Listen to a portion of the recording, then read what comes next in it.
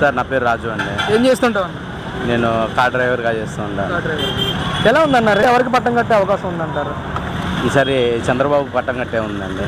ఎందుకంటే ఇప్పుడు డెవలప్మెంట్ పక్కన పడేసేయండి, నేను దాని గురించి చదువు అంటున్నాడు, చదివిపిస్తున్నారు. దాని తర్వాత చదువుకున్న పిల్లలు ఏం కావాలి, వాళ్ళ భవిష్యత్తు ఏం కావాలి? వాళ్ళ భవిష్యత్తు కావాలంటే ఇండస్ట్రీలు రావాలి. ఇండస్ట్రీలు ఉంటే పిల్లల భవిష్యత్తు పనికి వస్తుంది. అలాగే నిన్న యాత్ర సినిమా చూసా. యాత్ర సినిమాలో ఇంతకుముందు రైతు భరోసా హామీ అమలు చేస్తాను, రైతు రుణమాఫీ అని చెప్పి అన్నాడు. మరి అదే సిపిఎస్ ఇప్పుడు రద్దు చేయాలని చేస్తానని చెప్పి వచ్చిన వారంలో చేస్తానని చెప్పిన ఆయన 5 సంవత్సరాలు అయింది కూడా ఎందుకు చేయాల? అంటే ఇచ్చిన మాట తప్పడం కదా. సినిమాలో ఒక రకంగా బయటకు ఒక రకంగా చేస్తారా? అది ఎంతవరకు కరెక్ట్ సార్? మీరు చెప్పండి, ఎంతవరకు కరెక్ట్? ప్రజలు కూడా ఏంటంటే ప్రస్తుతం 5 ఏళ్ళు ఇచ్చాం కాబట్టి చేయనివ్వండి, దాని తర్వాత మాకు నచ్చిన నాయకుడిని ఎన్నుకుంటాం. మెయిన్ ఆఫ్ ఆల్గా ఏంటంటే అండి, ఈ వద్దు, బ్యాలెట్లు వద్దండి, పోస్టర్లో ఇది చేస్తారు చూసారా, అది ఒకటి కావాలి మనకి.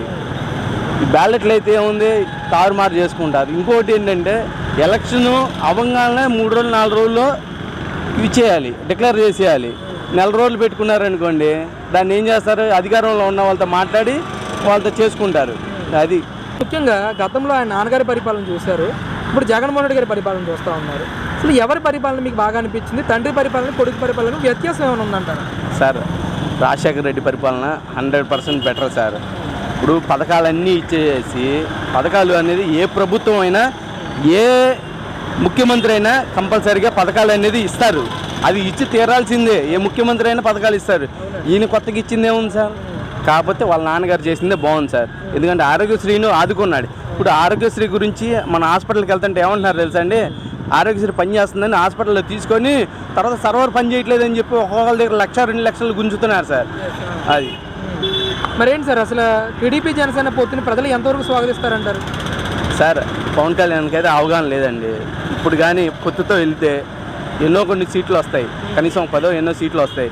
తర్వాత ఆయన పొత్తుని విడ తీసుకొని జనసేనగా ఆయన ఇదే అవుతాడు, ఆయన నాయకుడిగా ఆయన ఇదవుతాడు. ఎందుకంటే పునాది లేని పార్టీ ఒకేసారి ఇచ్చేస్తే అవ్వదు కదండి, ఎవరితోనైనా పొత్తు పెట్టుకోవాలి. ఇప్పుడు నేను ఒంటరికి ఎంత దూరం వెళ్ళలేనుగా, నా ఫ్రెండ్ కూడా నాతో పాటు వస్తేనే కదండి. అది కాకపోతే విజన్ ఉన్న ముఖ్యమంత్రి చంద్రబాబు గారండి. రాజశేఖర రెడ్డి గారు ఫస్ట్, తర్వాత చంద్రబాబు గారండి. సార్, ముఖ్యంగా చంద్రబాబు నాయుడు గారి విజన్ కానీ, చంద్రబాబు నాయుడు గారి ఆలోచన తీరు కానీ ఈరోజు రాష్ట్రానికి ఎంతవరకు అవసరం ఉందంటారు అసలు? సార్, చంద్రబాబు దెబ్బతిన్న పులి అండి. ఎందుకంటే ఆల్రెడీ అతని మీద లేనిపోయిన నిందలు వేశారు. కాబట్టి ఈసారి కూడా ముఖ్యమంత్రి అయితే చంద్రబాబు గారు 2-3 సంవత్సరాల్లో అమరావతి కంప్లీట్ అయిపోద్దండి. ముందు డెవలప్మెంట్ దృష్టి పెడతారు. డెవలప్మెంట్ దృష్టి పెడితేనే కదా సార్ ఏదన్నా మనం పన్నులు ట్యాక్సులు కట్టగలము. ఏం లేకుండా ఎక్కడ పని చేసుకోగలుగుతాం చెప్పండి? 2.5 సంవత్సరాలు ఇసుక ఆగిపోయింది, జనాలు ఎంత ఇబ్బంది పడ్డారు. ఇబ్బంది పడి కూడా ఏదో చెత్తగా పనులు చేసుకుంటున్నారు. చేసుకొని వచ్చిన డబ్బులతో ఇంటి పనులు కానీ, చెత్త పనులు కానీ, డ్రైనేజీ పనులు కానీ అన్ని పనులు కట్టుకుంటూ వస్తున్నారు. ఒక్కొక్క పన్ను ఎంత ఉందో మీకు తెలుసు. పన్ను, చెత్త పనులు అంటున్నారు. ఈ పనులని కట్టలేక సామాన్యుడు కొంతమంది కూడా కట్టలేని పరిస్థితి వచ్చింది. అయినా పీకల మీద కత్తి పెట్టి కట్టిస్తున్నారు. అంటే ముఖ్యంగా సంక్షేమ కార్యక్రమాల ద్వారా ప్రజలందరినీ కూడా ఈరోజు ఆదుకుంటా ఉన్నామని చెప్పేసి మాట్లాడుతూ ఉన్నారు. దీని అమలు ఎంతవరకు పూర్తి స్థాయిలో ఉందంటారు? సార్, ప్రజలను ఆదుకోవాలంటే సంక్షేమ పథకాలు కాదండి, ధరల స్థిరీకరణ చేసి ఆదుకోవాలండి. ధరల స్థిరీకరణ తగ్గిందనుకోండి, ఆటోమేటిక్గా నువ్వు పథకాలు డబ్బులు అకౌంట్లో డైరెక్ట్గా ఏ అవసరం లేదు.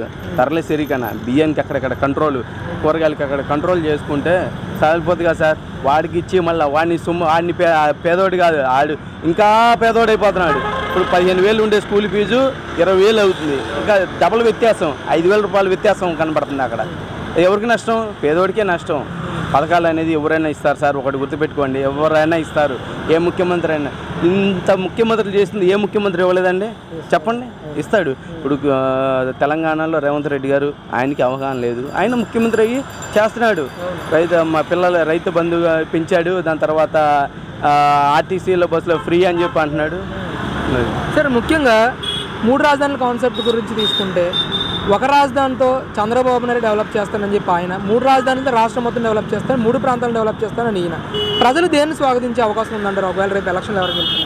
సార్ ఒక రాజధానికే దిక్కు లేదు, 3 రాజధానులు అన్నారు. అక్కడి నుంచి ఇక్కడికి వెళ్ళేసరికి ట్రాన్స్పోర్ట్ ఛార్జెస్ పెరిగిపోతాయి. ఒక ముఖ్యమంత్రి గారు విశాఖ నుంచి విజయవాడ రావడానికి ఎంత ఖర్చు అవుతుంది? అలా ఎందుకు ఖర్చును తగ్గించుకొని, అసలే లోటు బడ్జెట్ 10 లక్షల కోట్ల అప్పులో ఉంది. కాబట్టి ఒక రాజధాని ఉండి ఇది చేసుకుంటే ఇప్పుడు ప్రస్తుతం ఎవరు అడగట్లేదండి, మాకు ఇదే రాజధాని అని కాదు, ప్రజలకి పట్టించుకోమని అడుగుతున్నాం తప్ప ఇంకెవరు ఏం అడగలేదండి. సరే నాకరిగా వచ్చే ఎలక్షన్లో ఎవరు గెలుస్తారంటారు? ఎన్ని స్థానాలు వచ్చే అవకాశం ఉంది? సార్ ఒక 50 సీట్లు వైసీపీకి వస్తే గగనం సార్. మిగతాదంతా చంద్రబాబు గారు క్లీన్ స్విప్ చేస్తారనుకుంటున్నాను నేనైతే.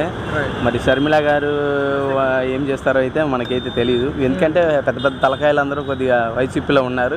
వాళ్ళని లాక్కొని ఇది చేసుకోవాలంటే కొద్దిగా కష్టమైన పని. ఎందుకంటే షర్మిల గారు మొన్నే వచ్చారు రీసెంట్గా. ఆవిడ ప్రభావం ఉంటుందంటారు ఎలక్షన్ మీద? షర్మిల గారి ప్రభావం ఓ 10-15 సీట్లు ఉంటుంది సార్ కాంగ్రెస్కి. 10 సీట్లు వేసుకోండి కంపల్సరీ. 10 సీట్లు ఎవరికి నష్టం కలిగే అవకాశం ఉందంటారు? వైసీపీకి అవుతుంది సార్. అంతేగా అధికార పార్టీ ఉన్నప్పుడు మరి జగన్ గారు చెల్లెలు కాబట్టి ఆమె ఓడిపోయే అవకాశాలు ఉన్నాయి. జగన్మోహన్ రెడ్డి గారు సీట్లు తగ్గే అవకాశాలు ఉన్నాయి.